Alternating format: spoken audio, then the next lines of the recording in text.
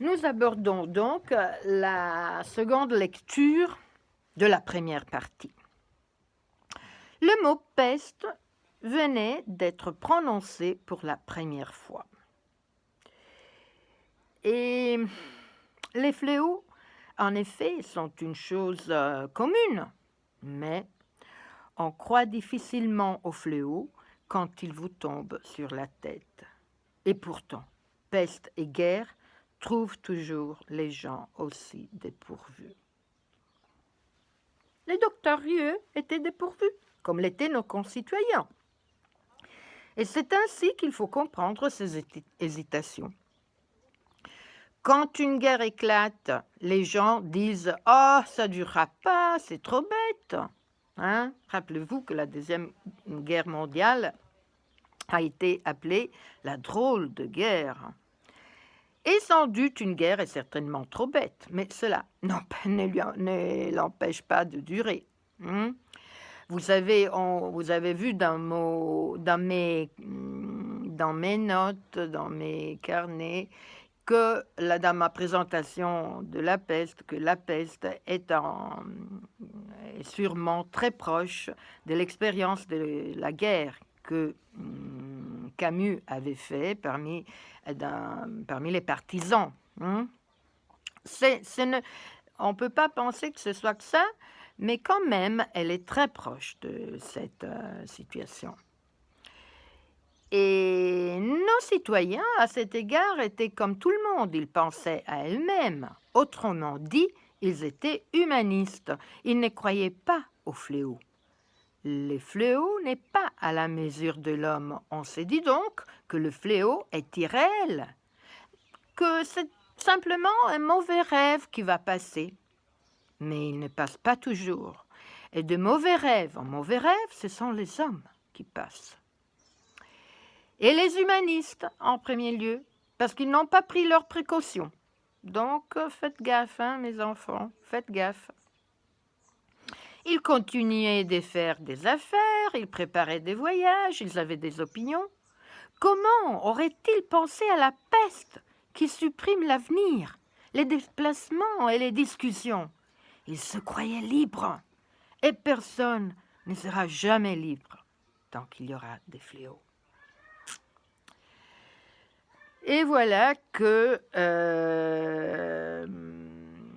en regardant par la fenêtre de sa ville qui n'avait pas changé, c'est à peine si le docteur le sentait naître en lui ce léger écœurement devant l'avenir qu'on appelle inquiétude.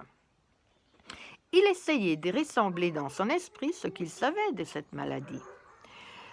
Des chiffres flottaient dans sa mémoire. Il se disait que la trentaine de grandes pestes que l'histoire a connues avait fait près de 100 millions de morts. Mais qu'est-ce que 100 millions de morts? Quand on a fait la guerre, c'est à peine si on sait déjà ce que c'est qu'un mort. Et puisqu'un homme mort n'a de poids que si on l'a vu mort, 100 millions de cadavres sémés à travers l'histoire ne sont qu'une fumée dans l'imagination. Le docteur se souvenait de la peste de Constantinople qui, selon Procope, avait fait 10 000 victimes en un jour. 10 000 morts font 5 fois le public d'un grand cinéma. Si vous voulez penser à vos 10 000 morts, à l'idée qu'un jeune de nos jours a de 10 000 morts, il faut penser à un stade, à un concert rock. Camus était un homme des années 40, donc il pense à un cinéma. 10 000 morts font 5 fois le public d'un grand cinéma. Voilà ce qu'il faudrait faire. On rassemble les gens à la sortie de 5 cinémas, on les conduit sur une place de la ville et on les fait mourir en tas pour y voir un peu clair. Enfin, au moins, on pourrait mettre alors des visages connus sur cet entassement anonyme. Mais naturellement, c'est impossible à réaliser. Et puis, qui connaît 10 000 visages? D'ailleurs, des gens comme Procope ne savaient pas compter. La chose est connue. À Canton, il y avait 70 ans, 40 000 rats étaient morts de la peste avant que le fléau s'intéressât aux habitants.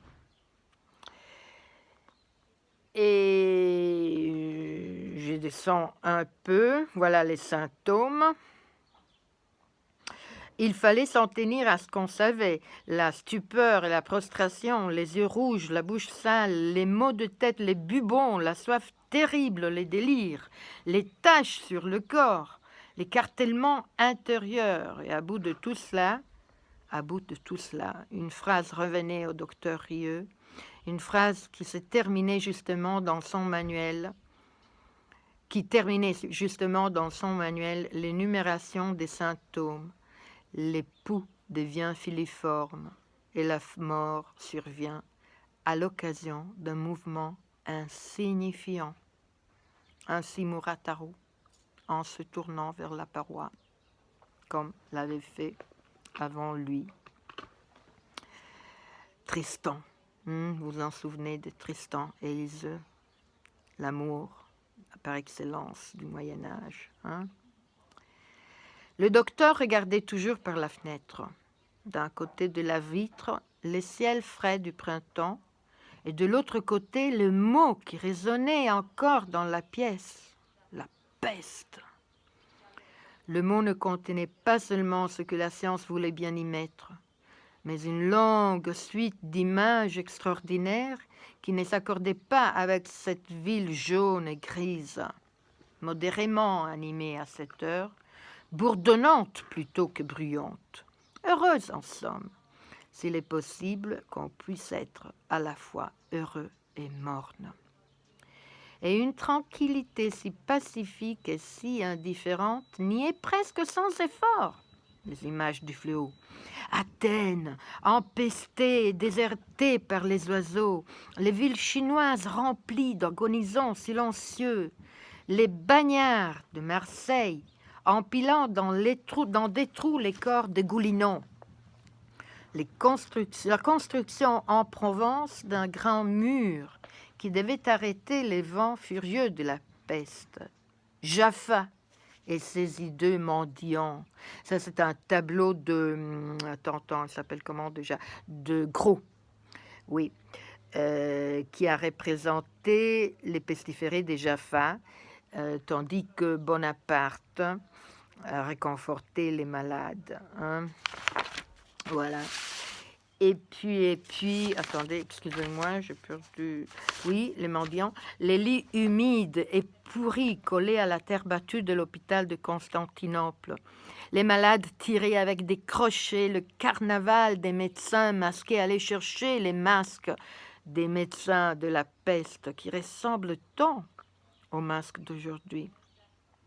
Pendant la peste noire, les accouplements de vivants dans les cimetières de Milan, les charrettes des morts dans Londres épouvantée, et les nuits et les jours remplis toujours, partout, du cri interminable des hommes.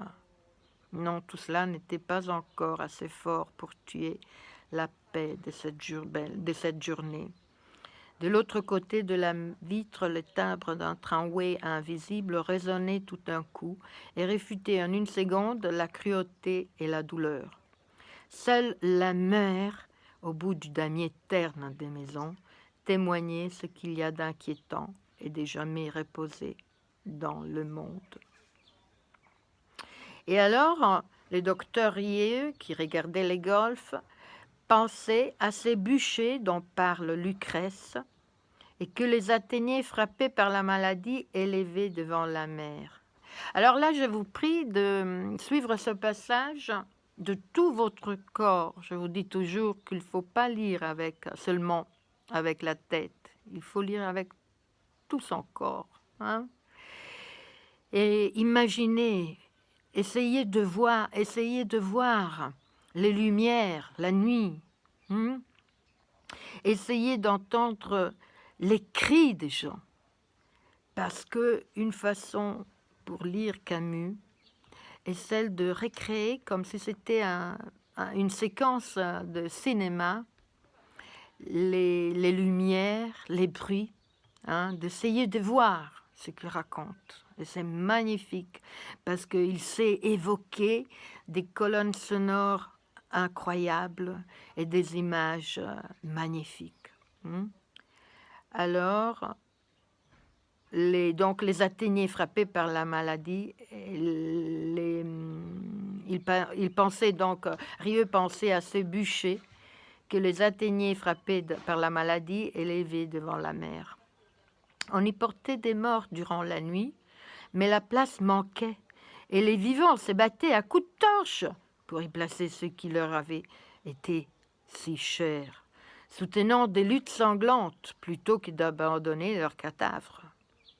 On pouvait imaginer les bûchers rougeoyants devant l'eau tranquille et sombre, les combats de torches dans la nuit crépitante d'étincelles et d'épaisses vapeurs empoisonnées montant vers les ciels attentifs.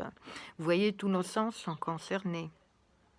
On pouvait craindre, mais ce vertige ne tenait pas devant la raison. Et il est vrai que le mot peste avait été prononcé. Il est vrai qu'à la minute même, les fléaux secouaient et jetaient à terre une ou deux victimes. Mais quoi? Cela pouvait s'arrêter. Ce qu'il fallait faire, c'était reconnaître clairement ce qui devait être reconnu. Chasser enfin les ombres inutiles et prendre les mesures qui convenaient. Ensuite, la peste s'arrêterait, parce que la peste ne s'imaginait pas ou s'imaginait faussement. Si elle s'arrêtait, et c'était le plus probable, tout irait bien. Hey, silenzio, monsieur, taisez-vous. Dans le cas contraire, on saurait ce qu'elle était, et s'il n'y avait pas le moyen de s'arranger d'abord pour la vaincre ensuite. Le docteur ouvrit la fenêtre, et les bruits de la ville s'enfla d'un coup. D'un atelier voisin montait le sifflement bref et répété d'une scie mécanique. Rieu se secoua. Là était la certitude, dans le travail de tous les jours. Le reste tenait à des fils et à des mouvements insignifiants, et on ne pouvait s'y arrêter. Parce que le reste, c'était les destins, c'était l'histoire, c'était les autres. Mais nous, pour nous, ce que dira Rieu est vrai, l'essentiel était de bien faire son métier, de regarder seulement à ça et de se limiter à ce que chacun de nous peut faire. Bien faire son métier. Voilà que les portes de la ville se ferment et nous passerons au deuxième chapitre dans une prochaine lecture. Ciao, ciao!